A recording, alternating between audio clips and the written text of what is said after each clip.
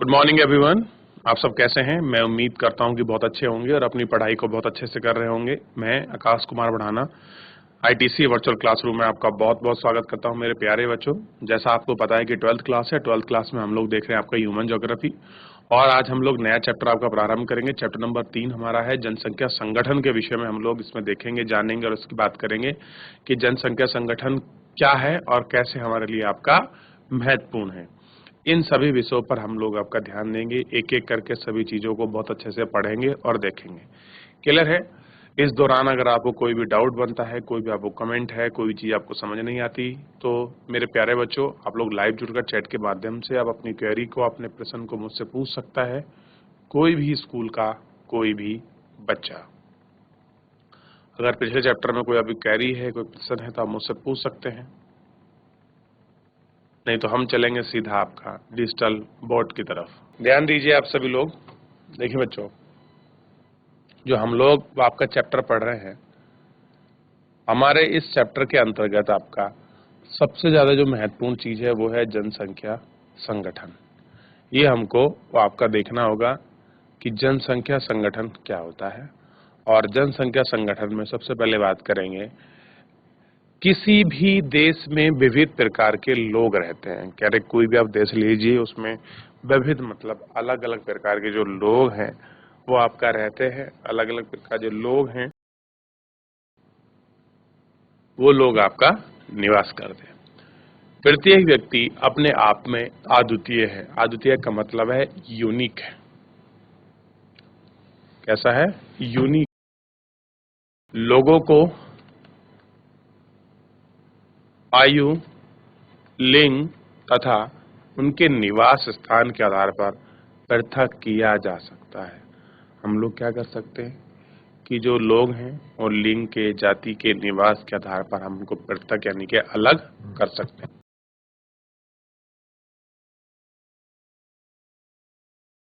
जनसंख्या को पृथक करने वाले कुछ अन्य विशेषताएं हैं, जैसे व्यवसाय, शिक्षा, जीवन, प्रत्याशा। ठीक है? क्या है बच्चों? व्यवसाय है, शिक्षा है और जीवन प्रत्याशा है, जो इन सबको अलग करती है। अगला है लिंग संगठन।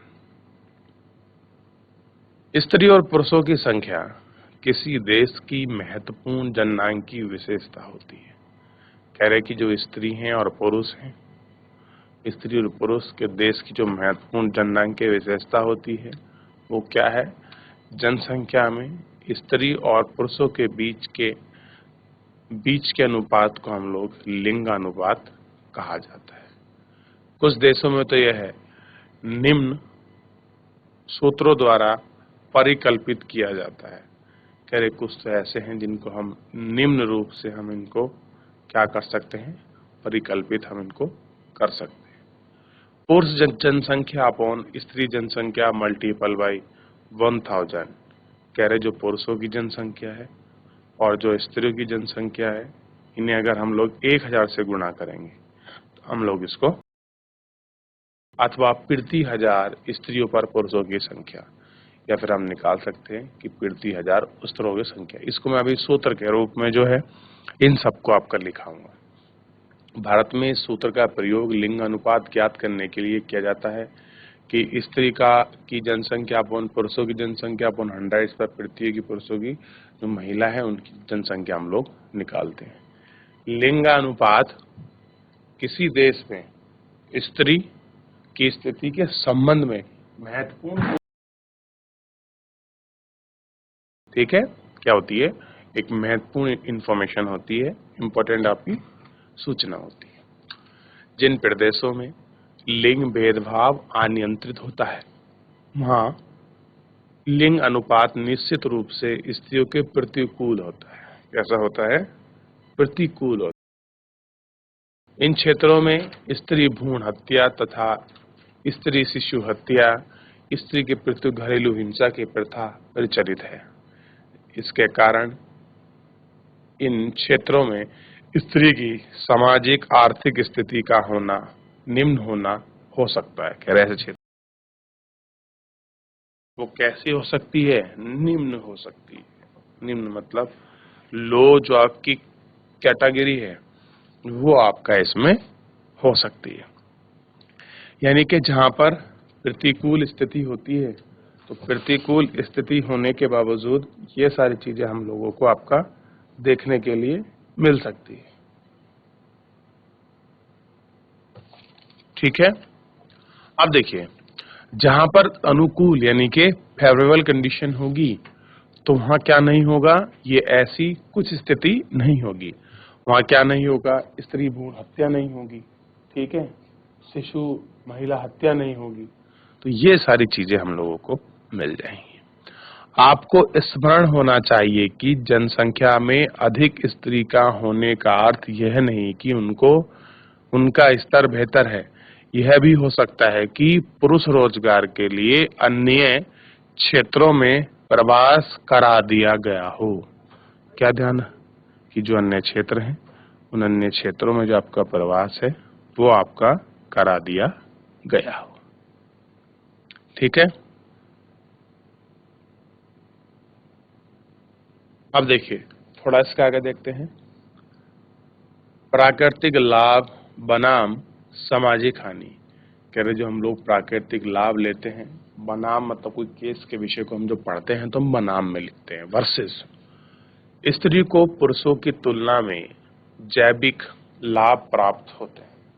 कह रहे जो स्त्री हैं उन्हें पुरुषों की तुलना में जो आपके जैविक लाभ हैं वो आपको प्राप्त होते हैं, क्योंकि वे पुरुषों की तुलना में अधिक स्थिति स्थापक होती हैं।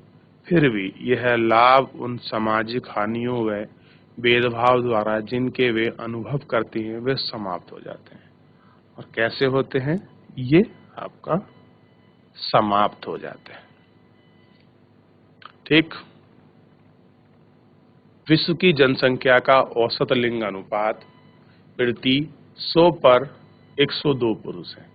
कह रहे अगर विश्व के हिसाब से हम लोग देखें तो विश्व के अनुसार हमको क्या मिलेगा, विश्व में का अगर हम जनसंख्या लैंगिक अनुपात देखें एवरेज, तो अगर 100 स्त्री हैं तो 100 स्त्रियों पर 102 पुरुष हैं, यानी कि 2 पुरुष ज्यादा हैं। यानी कि लिंग अनुपात कैसा है, वैश्विक स्तर पर भी आपका कम है। ऐसा है, कम है।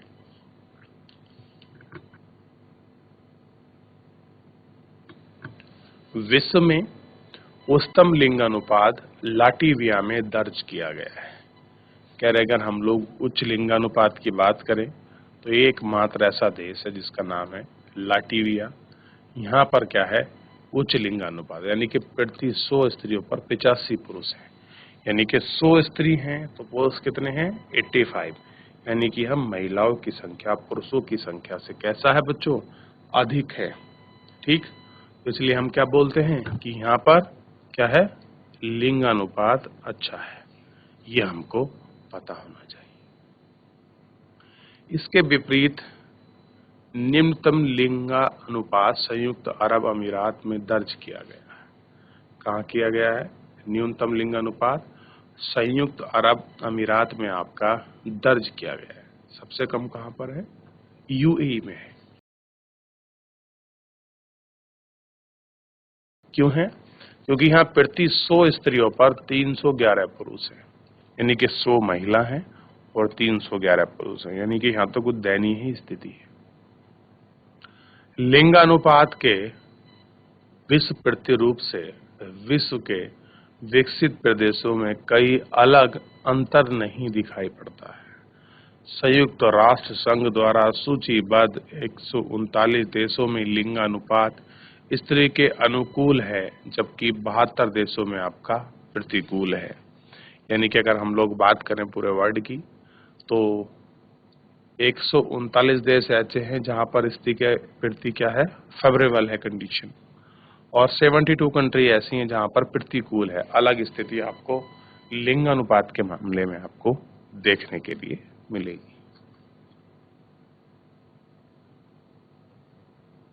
तो यहाँ तक किसी को कुछ पूछना है, कोई डाउट है, कोई कमेंट है तो आप मुझसे पूछ सकते हैं। इसी से मैं आपका शॉर्ट नोट बना सकता हूँ बच्चों। अभी दिखाऊंगा आपको बना के कि मैं कैसे आपका शॉर्ट नोट बना रहा था। ठीक है, सामान्यतः एशिया में लिंग लिंग अनुपात निम्न है। चीन, भारत, सऊदी अरब, पाकिस्तान व अफगानिस्तान जैसे देशों में लिंगानुपात और भी निम्न है। कह रहे इन जैसे देशों में जो आपका लिंगानुपात है वो कैसा है, और भी आपका निम्न है। निम्न मतलब लो कैटेगरी में आपका बना हुआ है ये आपको। दूसरी ओर रूस सहित यूरोप के एक बड़े भाग में पुरुष अल्प संख्या में हैं। पुरुष कैसे हैं? अल्प संख्या में। यूरोप के अनेक देशों में पुरुषों की कमी है, वहीं स्त्रियों की स्थिति बेहतर स्थिति है। भूतकाल में विश्व में विभिन्न भागों में अत्यधिक प्रवाह पुरुष उत्प्रवास के कारण। और ऐसा क्यों है? क्योंकि पुरुष वहां से आपका मूव कर गए हैं, वहां से कहीं चले गए, चाहे वो किसी काम के तलाश में गए हों, चाहे किसी नौकरी की तलाश में गए हों, ये आपको पता होना चाहिए। तो फिलहाल जितना हम लोगों ने इस चैप्टर के अंतर्गत पढ़ा है, यहाँ तक कोई भी आपको डाउट बनता है, कोई भी आपका कमेंट है, कोई चीज आपको समझ नहीं आती, तो मेरे प्यारे बच्चों, आप लोग लाइव जुड़कर चैट के माध्यम से आप अपनी क्वेरी को, आप अपने प्रश्न को, आप अपने डाउट को मुझसे पूछ सकते हैं, कोई भी स्कूल का। ठीक है? ठीक है, चलिए कोई डाउट हो तो पूछिए बच्चों। कोई प्रश्न? चलिए बच्चों, किसी को डाउट? चलिए आगे देख। अब थोड़ा सा हम लोग क्या करते हैं इसमें, आयु जो आपकी संरचना है इसके विषय में थोड़ा सा हम लोग देख लेते हैं, क्योंकि आयु संरचना थोड़ी सी महत्वपूर्ण होती है और हमको इसको समझना चाहिए और इसको समझने का प्रयास भी करना चाहिए बच्चों। ठीक है,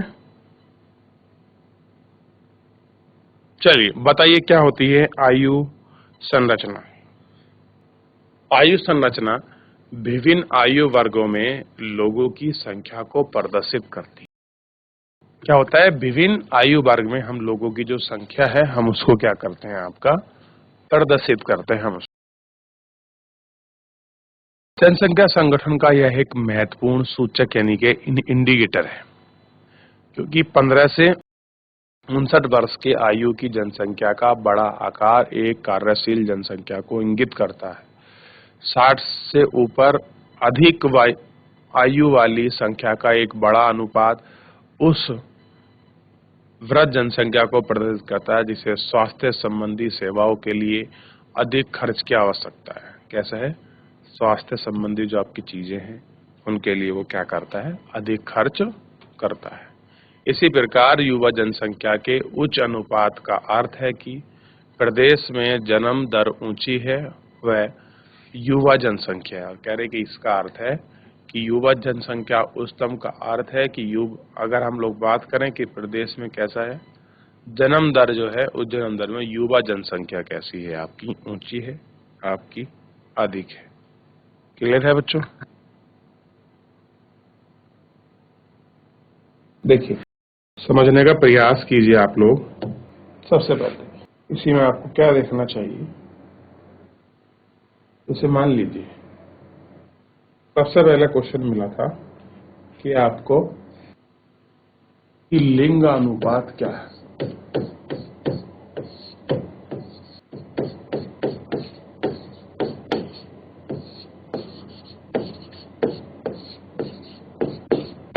क्या है? तो आप इसको लिख सकते हैं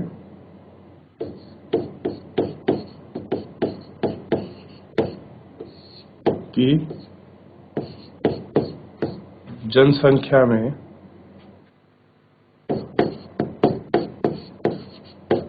स्त्रियों और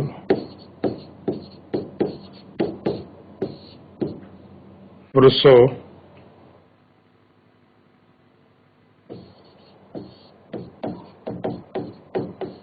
की संख्या के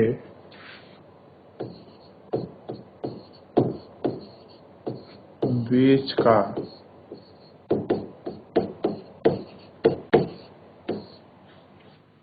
अनुपात को लिंग अनुपात कहते हैं।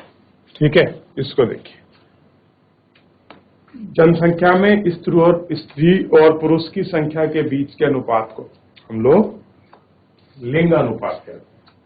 ये आपको ध्यान रखना चाहिए, ये आपको पता होना चाहिए, और यही आपको क्या है बच्चों, याद भी रहना चाहिए।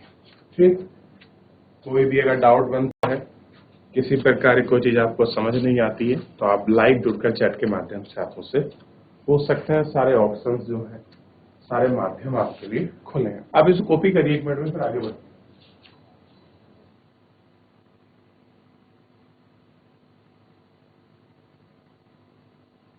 देखिए अगला, देखिए अब हम निकालते हैं कि स्त्रियों पर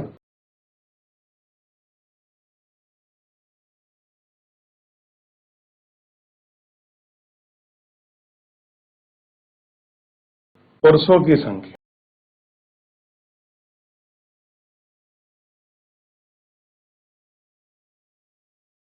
ध्यान दीजिए।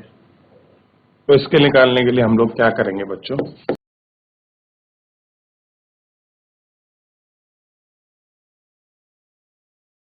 पुरुषों की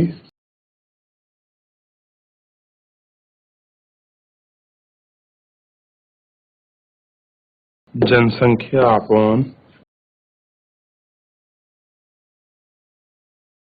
स्त्री जनसंख्या इंटू 1000। तो इस तरह से हम लोग क्या निकाल सकते हैं बच्चों, हम पुरुषों की जनसंख्या निकाल सकते हैं। जिसकी जनसंख्या हमको निकालना है, हमको उसको कहां रखना पड़ेगा, ध्यान दीजिए मेरे बच्चों, जिसको हमको ज्ञात करना उसको हम कहां रख लेंगे, ऊपर रख लेंगे, और जिससे निकालनी है, जिससे कंपेयर करना उसको नीचे। अगर हमको प्रति 1000 निकालनी तो हम मल्टीप्लाई बाई 1000 करेंगे, और अगर प्रतिशत में निकालनी है, परसेंट में, तो हम लोग मल्टीपल बाई 100 करेंगे। ये आपको ध्यान रखना है। ठीक, ये तो हो गया आपका पुरुषों की। इसके बाद हम लोगों को ज्ञात करनी है महिलाओं की। तो अभी हम महिलाओं का भी देखेंगे, इसको कॉपी करें हम लोग। देख लिया,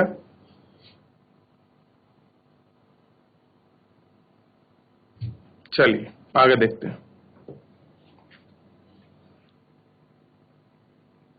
अगला देखिए,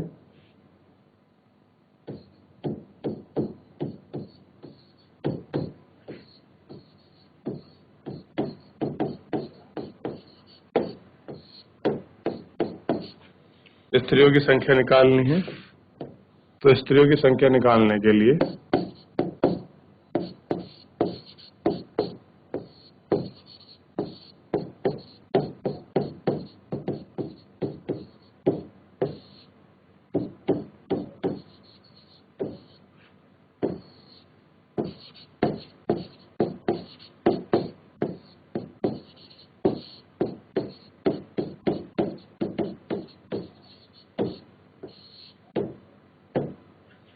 जनसंख्या, इससे क्या होगा, आपका जो स्त्रियों की जनसंख्या है वो निकल जाएगी। जिसकी तुलना करनी है उसको ऊपर करेंगे, जिससे करनी है उसको नीचे करेंगे।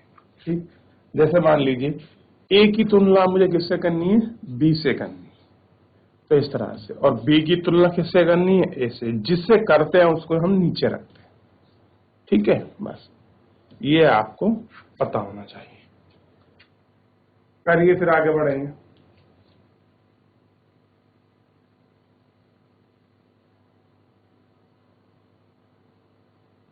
अब एक लाइन और लिख लेना,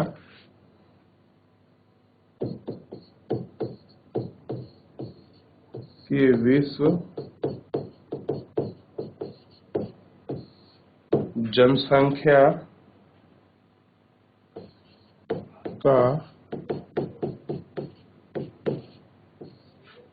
औसत लिंग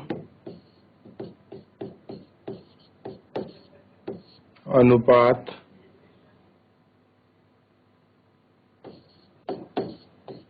प्रति 100 स्त्रियों पर 102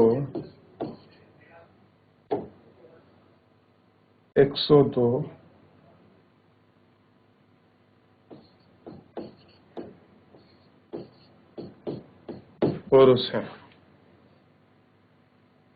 इसे भी लिखिए।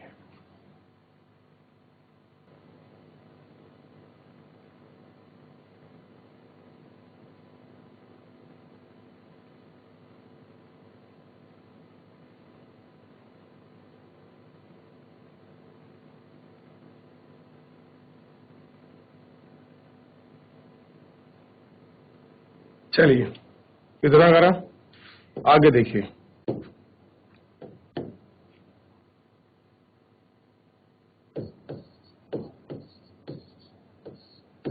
विश्व में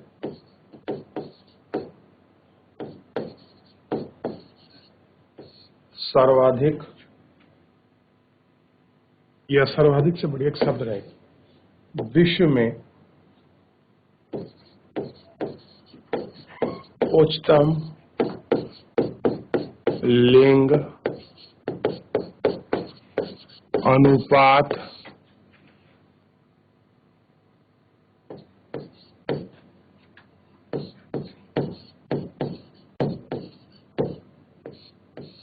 लाटविया में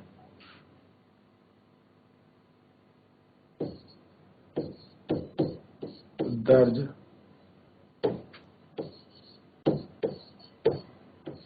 किया गया है। कहां दर्ज किया गया सर्वाधिक? ध्यान देना है आपको, लाटविया में दर्ज किया गया है। इसमें क्या है? 100 स्त्रियों पर 85 पुरुष हैं। कितने हैं? 85 पुरुष हैं। लिखिए।